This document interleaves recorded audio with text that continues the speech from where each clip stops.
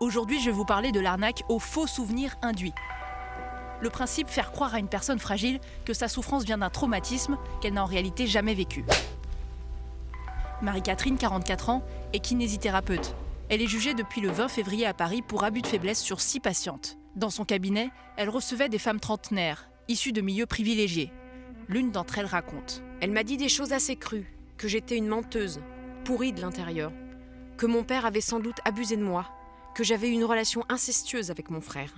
Pour l'association Alerte Faux Souvenirs Induits, AFSI, cette technique de manipulation mentale place les victimes en situation de dépendance physique, psychique et financière.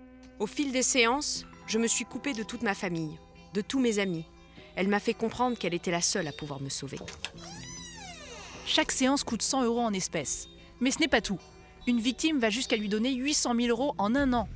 Une autre lui vend son appartement parisien, que la thérapeute va revendre 7 fois plus cher.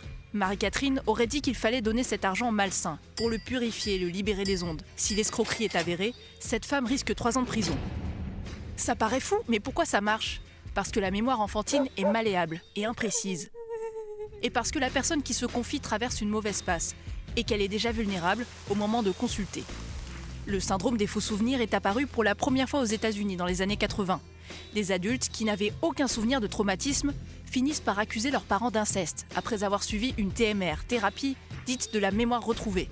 En France, à la fin des années 70 déjà, la secte de Saint-Terme employait une méthode similaire avec ses adeptes pour les éloigner de leur entourage.